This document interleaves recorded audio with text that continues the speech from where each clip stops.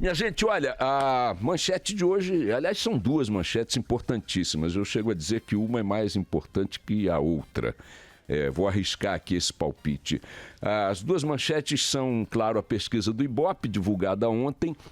É a segunda pesquisa depois da facada sofrida por Jair Bolsonaro, e este atentado contra o candidato do PSL colocou a seguinte pergunta: como é que isso vai impactar a intenção de votos, rejeição e tudo mais? Bolsonaro colheu na pesquisa Datafolha divulgada ontem um crescimento de 2 pontos na intenção de voto depois da facada, e na pesquisa do Ibope colheu 4 pontos a mais. Está tudo dentro da margem de erro. O Bolsonaro foi a 26 pontos no Ibope, foi a 22 no Datafolha, com uma liderança isolada, incontestável nas pesquisas de intenção de voto do primeiro turno. Mas eu quero fazer aqui uma observação. No Datafolha ele cresceu 2, é margem de erro. No Ibope ele cresceu 4, não é margem de erro. Uma pesquisa e outra, no número final, uma com 22 no Datafolha, né? Deixa eu ver aqui o Datafolha. Datafolha, tá, uma com 24 no Datafolha, outra com 26 no Ibope. Entre esses dois números, pode-se dizer que há empate técnico, porque a distância entre eles está na margem de erro. Mas a pesquisa do Ibope isoladamente dá 4 pontos de crescimento depois da facada, e isso não é margem de erro, isso é crescimento real. Na menor das hipóteses, um crescimento de 1 ponto. Pode-se dizer que muitos bolsonaristas imaginavam que algo mais consistente aconteceria, mas não se pode descartar, diante da pesquisa do Ibope, que ultrapassa a margem de erro no crescimento do Bolsonaro, que haja algo que o Mauro Paulino levantou ontem aqui na entrevista que deu para mim e para Carla Bigato e para o Eduardo Barão e Mônica Bergamo, estávamos todos aqui no estúdio, em que ele disse o seguinte: na próxima pesquisa do Datafolha, sexta-feira, nós conseguiremos, em função do número obtido por Bolsonaro, saber com maior consistência. Aliás, é a única possibilidade de esperar a próxima pesquisa para saber com que consistência se deu esse fenômeno da facada nos seus reflexos sobre as pesquisas. Porque a primeira pesquisa depois do evento não é a melhor para capturar esse fenômeno e saber se ele é uma tendência. A tendência vai ser verificada, consolidada numa segunda pesquisa que aponte eventualmente a mesma direção. E aí você tem uma tendência. Por enquanto, o próprio Mauro Paulino ontem, até depois mesmo da pesquisa do Ibope ter sido divulgada, conversou com o nosso chefe, diretor de jornalismo, Fernando Mitre, e disse: olha, o que eu percebo é que a volatilidade ainda está imperando nos índices em geral. O eleitor, como ele disse aqui ontem, ele não está propriamente indeciso, ele não está, ele está analisando o quadro. E esse processo de análise, de atenção, maior até do que em outras eleições, eu diria, é um processo que ele está tomando a decisão dele de forma muito mais firme quando chega a tomá-la. A consistência desses votos acaba sendo maior. E que o momento é um momento de muita volatilidade, não dá ainda. Lembrem-se que ontem ele disse que ele hoje tem mais dúvidas do que tinha há um mês e meio atrás. E nós estamos a 26 dias das eleições, é um negócio impressionante. Estamos falando aí de um especialista, diretor-geral do Datafolha.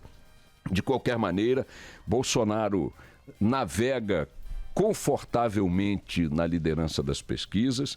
Segundo o Ibope, ele tem o dobro do segundo colocado, né? Mais que o dobro do segundo colocado. O Ciro Gomes está com 11, ele está com 26. O Geraldo Alckmin patinou em 9, não chegou a 2 dígitos, diferentemente do que aconteceu no Datafolha. E o outro fenômeno a ser registrado é o de Fernando Haddad, que tanto no Datafolha quanto no Ibope registra um crescimento bem significativo, embora partindo de um patamar muito pequeno. O Haddad partiu de 4% no dia 20 de agosto no Ibope, foi para 6% no 5 de setembro no Ibope, e agora está com 8 pontos percentuais de intenção de votos na pesquisa de ontem. Entre uma pesquisa e outra, A primeira e a segunda ele cresceu 100%, dobrou. Entre a segunda e a terceira, mais um crescimento de 2 pontos. Então, da primeira para a última pesquisa, lá do dia 20 de agosto para 11 de setembro, ele dobrou a intenção de voto, saiu de 4 para 8 pontos. Lembrando, e aí eu entro na segunda questão do dia, que ontem apenas, finalmente, depois de 17 recursos, como bem enfatiza o Globo na sua manchete, depois de 17 recursos, o PT finalmente resolveu jogar a toalha em relação à candidatura de Lula à presidência da República e lançou formalmente a candidatura de Fernando Haddad.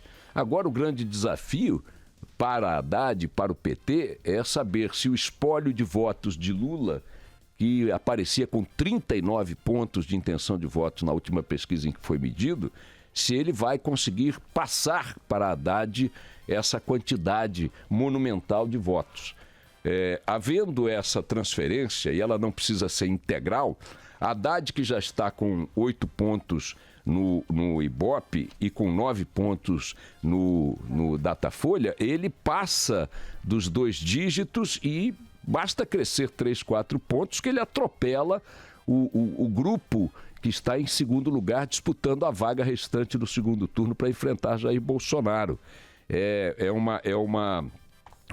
Um dado muito relevante o fato de que antes do seu lançamento formal, que foi ontem, a Haddad já embolava com os demais concorrentes para o segundo turno, vale dizer, embolava com Marina Silva, embolava com Ciro Gomes e embolava com Geraldo Alckmin.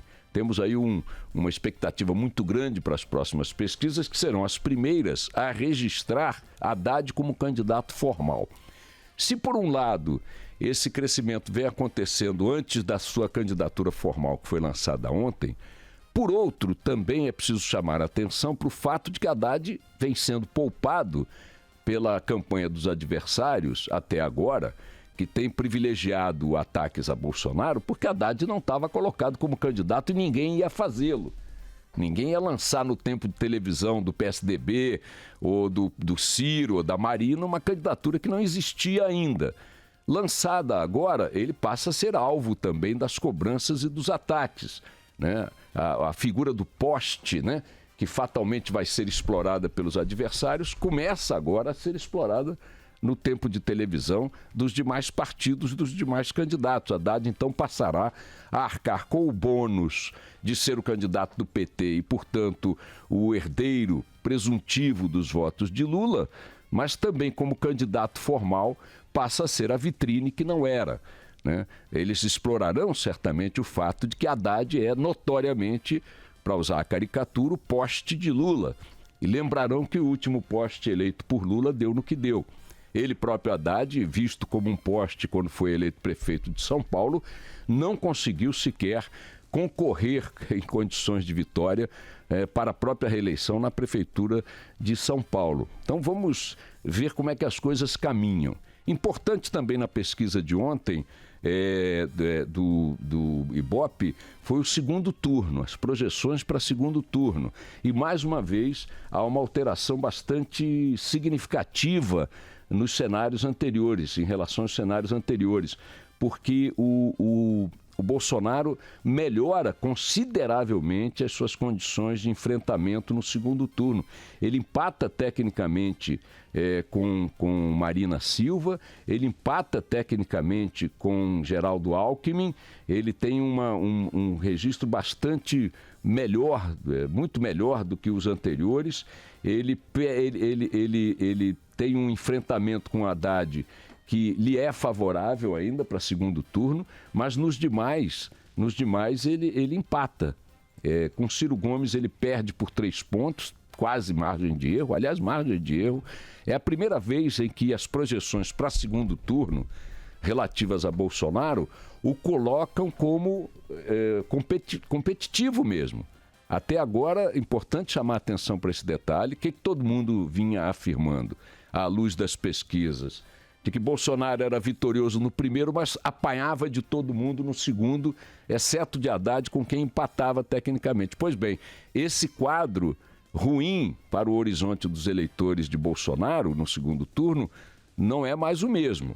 considerando a pesquisa de ontem do Ibope. Claro que tudo precisa esperar pelas próximas pesquisas. Ontem, o nosso ouvinte Walter Piso me mandou uma enorme mensagem fazendo críticas gerais à forma como a imprensa vem cobrindo as pesquisas, porque tratam as pesquisas de forma muito solene, quando ele diz, olha, Boechat, o histórico de pesquisas não permite que se coloque tanto crédito assim naquilo que elas apontam.